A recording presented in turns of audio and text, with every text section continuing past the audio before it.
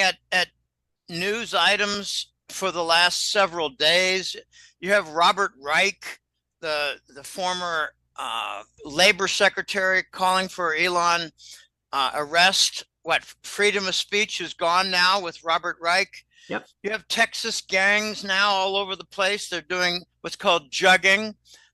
They disturb an ATM and force a repair, and when the repair comes, they rob the entire contents of the ATM. You have armed Venezuelan gangs in Denver and Chicago, and in Los Angeles. They're scaring the crap out of parents by threatening school buses. So we're entering the moment, the time, the chapter where craziness is accelerating and the migrant gangs are beginning to mobilize. You got a lot more going on. You have an attack in a Turkish port of a U.S. naval personnel. There is so much going on. I tell you, what I'm noticing now and what I documented in my August report that was posted a few days ago, I posted it a few days before the end of the month, and I was happy to do that. There's something called capitalist communism. It's being installed in the United States, and its advocate, in other words, the ideologue, like Lenin or Marx, Vladimir Lenin, Karl Marx. The ideologue is named Marcus Raskin, and they've got a Politburo all set up. It's headed by a fellow named Horowitz and a few other Irish Catholic infiltrators. Horowitz, we all recognize that as Irish Catholic. There are many, many more Irish Catholics who have infiltrated our government. It's really sad because this Politburo has absolute power. They order the FBI to do, and Department of Justice to do a weaponized attack. They enable evidence to disappear.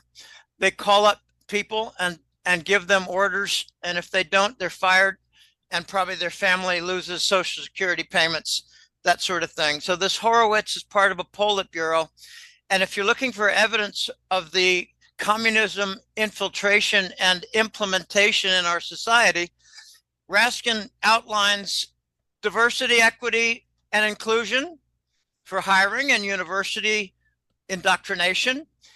He has another program called environmental social governance, which will dictate policy across the land for those matters, and lesbian, gay, queer bullshit. That's all part of their game. So we're being infiltrated. We're being implemented in Marxism. And Kamala Harris, sorry, you're not center of the road. You're Marxist. And I've got a copy of your Soviet Union Communist Party membership card with 7 membership dues paid and marked by hand on my August report. We're being infiltrated, attacked, and institutionalized with a queer form of communism that the liberal retards are too fucking stupid to comprehend and recognize. So that's going on the domestic front, where the press is beginning to turn on Kamala Harris. They've tried to do a couple of interviews with her. She's only had a couple. They were disasters. They're falsifying her airport, what do you call it, arrivals to make it look like 5,000 people, but that's all computer generated imagery. And even on panels, I've seen a few panels, Craig, not a lot. I've seen 2 or 3, and they rip apart the person who is supporting Kamala Harris, calling him, her, it, her, him, her, it. Let's just call Kamala it, because it's kind of a clown. It laughs a lot. They're disputing the claim that Kamala Harris is a centrist. No, to the left of Bernie Sanders. They're claiming that she or he or it is normal and is not responsible for the last 4 years. They're trying to blame Trump for the last 4 years. Sorry, Trump wasn't in power. Biden and Harris were, or whoever the hell was playing Biden. because after the June debacle, which the press called a 3% drop for Biden's support, was actually a 17.5% drop for Biden or whoever is playing Biden. Such a disaster that they replaced Biden with someone who's 6 inches taller, and still the liberal retards are too fucking stupid to recognize that Biden has been replaced from one false version to the other false version. The polls are made of whole cloth. They're not even doing sampling. This is a word leaking out. I believe Trump is ahead by approximately 50%, 50, maybe 60%, like 80 to 20. Evidence is the campaign stops, where Harris is now paying people $150 to show up, even if it's 100 miles trek to show up. And there's mockery along the path where the buses are transporting the Harris freak show, and the pathway along the highway shows MAGA supporters probably giving her the finger. Okay, this is an absolute farce of democracy. I refuse to call it the Democrat Party. They're the Dem fascists. And let me just say, people have getting on my case a little bit or just asking me a question. It's fascism for the structure, for the deployment of corporate segments like the mass media, big pharma, like big tech search engines, social networks, like big energy, like military contractors, the medical sector. Pardon me if I'm repeating a little bit, but these are all sectors that are now part of the fascist structure. Yeah. And when they have their structure in place, weaponizing the FBI and Department of Justice, they implement Marxist policies like censorship, like attacking and imprisoning or using the courts to interfere with political opponents, like legislating tampons in the men's room, like legislating men permitted to go into little girls' room. Oh, one of the funniest jokes I've read in a while was a man pretending to be a woman, dressing up as a woman and with a little lipstick, and a father of a 12-year-old girl was waiting at the doorway, and he said to the guy, "What are you doing?" And he said, "I identify as a woman. I'm going in there." So he did, but the father followed in, and he came out with a couple of teeth, bloody teeth in his hand, and said to the reporter, "I identify as a tooth fairy. I knocked the guy's teeth out." Okay, that's what should come, but is not happening enough. We're being infiltrated to implement a communist system. It's Marxist policies relying upon the fascist structure. All right, I think Trump is going to win. They're watching like hawks. My military source says that the 7 or 8 battleground states have been pretty well reformed. I don't think Georgia is on that completed checklist, but there are a number of states. Michigan might not be on that completed checklist, but they're really closely watching what's going on. And I can't get a straight answer. He's not really sure, but we are suspecting that plainclothes U.S. Marines are going to be in the vote tabulating centers to make sure that it's done honestly. The connection with the satellite to Ramstein and NATO is disabled. They will not be able to do the 12,700 up and 12,700 down periodically in the middle of the night in order to guarantee their victory for the Dems, the Dem fascists, with their Marxist policies. There's nothing democratic about the Democratic Party. You don't squelch free speech, you don't limit assembly, and you don't jail political opponents. Well, they do that in Nicaragua, they do that in Venezuela, and now we're doing it in the United States, and the liberal retards are too stupid to recognize the fascist state with Marxist policies. It is a pathetic show in the United States. I believe we've got 10%, maybe 15, maybe 20% of the nation that is absolutely politically retarded and overcome mentally with derangement. Yeah. That's my quick speech of, All you right. know, I'm Well, optimistic though, Lord Hemke. I'm optimistic because I think these liberal Marxist types are going to be scattered. And we were talking before. There's a Berkeley professor, that's University of California main campus, and he's a law professor, and he's saying that the Constitution is a threat to our nation. They're right. trying to redefine democracy according to the Marcus Raskin principles of capitalist communism. They're calling the Constitution a mere sheet of paper. Well, yeah, it's a sheet of paper that our nation and its legal structures are founded upon, and it is the basis of the treason by which we will hang your asses. All right. Jim, I'm going to jump in with just a couple of notes of clarity. One, like you said about democracy, the German Democratic Republic, does that ring a bell? Right. Uh, Yeah, the People's communist, Republic of whatever. That Korea. yes, that veil of what they call democracy allows for mob rule. And that's what then they'll come up with under the guise of democracy. That's always a form of fascism or communism, like you said.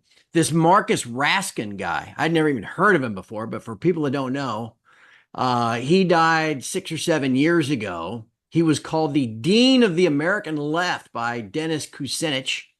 He's the co-founder of the Progressive Institute of Policy Studies. Actually served as an assistant of national security affairs for McGeorge Bundy back in the early 60s. And then he quit and got all up against Vietnam and a bunch of other things and has written a bunch of books. So anyway, anybody can find information on Marcus Raskin by Googling, which is what I did. And fascism in the end ultimately was always about the blending of government power and corporate power, right? Right. And that's not, but instead it's just now just this label because people think it sounds scary. And so they're going to, anybody you don't like is a fascist like Mussolini, that sort of thing. Anyway, just with those points. Now, Jim, you had said there are trillion-dollar entities that are in support of all this. You want to run through some of this? Yeah, we all are aware that the big banks are in trouble with their 700 or 800 billion dollars in unrealized losses. It's primarily treasury bonds, and they don't want to say that. They're calling them securities and bonds, but there's very little held by these banks in corporate bonds. The corporate bond market is really ailing badly. We all know about the government debt, 35 trillion. And if you pile up $1 bills, a million of them is as high as the Empire State Building. A billion of them of $1 bills is up to the stratosphere, and a trillion is a third of the way to the moon. So 35 trillion is 10 times the distance to the moon. $1 bills. Yep. Okay. And we got $1 trillion new debt every 100 days. We have $1.2 trillion in annual borrowing cost. We all know about that. And we figure, well, it's okay. We can just print. We can cover the debt. We can print. Well, there's another $1 trillion entity, and it's the Exchange Stabilization Fund. And I believe that is being tapped, Craig, in order to prevent a bond market collapse. It's loaded. Rob Kirby, my esteemed murdered colleague, thought that it had 15 to 20 trillion dollars worth of capital in it. And it was funded by $1 out of $4 in OPEC oil sales, held at the New York Fed, operating the Exchange Stabilization Fund. I think it's being used. That's another one of the big entities, but there are many more. I'll just rattle them off with just a very brief description. There's much more of it in the last 2 monthly reports for the Golden-Jackass website and the Hat Trick letter. Wall Street recently admitted that they have a $17 trillion volume that's over a 30-year period of the yen carry trade. Back in 1990 or so, roughly, the Japanese instituted a 0% policy because they had such a strong export trade. They had huge surpluses and their currency was starting to go up. So Wall Street advised that they go down to 0%.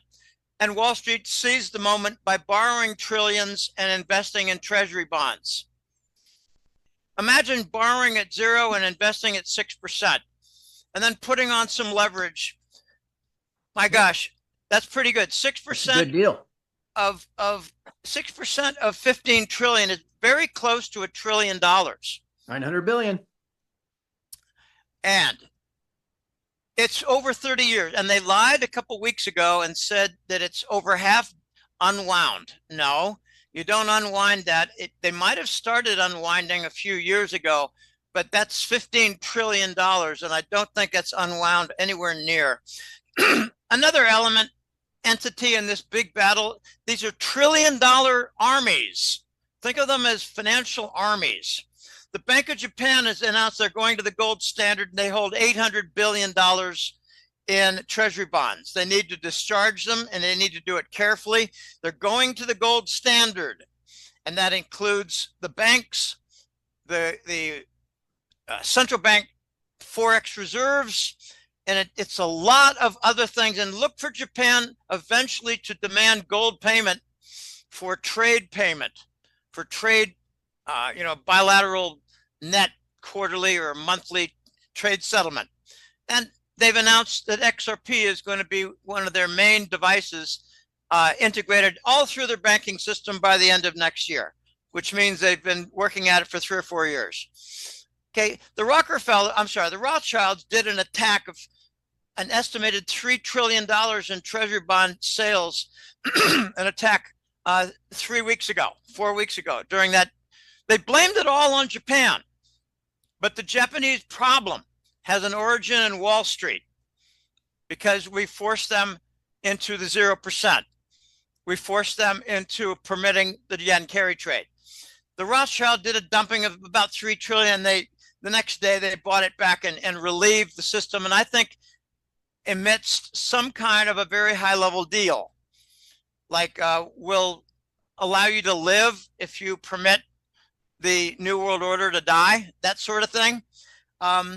Central banks across the globe, another entity, combined with like royal sovereign wealth funds, they're loaded to the brim.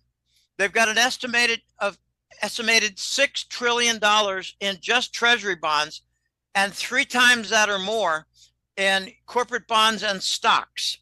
Let's just focus on the treasuries because that's my big focus. They're sitting on $6 trillion. They may have already dumped in the last several months. They may have already dumped a couple of trillion, and it's hiding in USD Tether. Another big entity is the BRICS. They have the majority of that $6 trillion, and they're converting to gold. They're trying to develop their gold reserves to manage the unit, which is a trade payment vehicle, 40% gold. The rest is the 2 parties choosing a currency of their desire. And it's interesting, Lord Hemke, because India is a very big player. Their population is 1.3 billion, equal to China. They got the largest middle class of any nation on the globe. And India has a currency that pretty much nobody wants. So India could be the big proponent for XRP because they're going to get a choice for the 30%. And then the other 30% might be, say, France or Italy or Spain to buy oil. And India is an intermediary to process Russian crude oil to make gasoline, jet fuel, and diesel for Western Europe nations. Very interesting angle. And they're probably going to be using a lot of XRP, which has already been announced. I mentioned the exchange stabilization fund next on my list. Okay, next among the $1 trillion entities, it's the Swiss National Bank. It's their central bank. And I'll try to be really brief on this, but back in 2012, there was a lot of money that escaped the PIGS nations during the height of their debt crisis. Yeah. And it found refuge in the Swiss franc. And the Swiss began to defend against that. because it was starting to increase by 15, 20% their Swiss franc currency, and they couldn't handle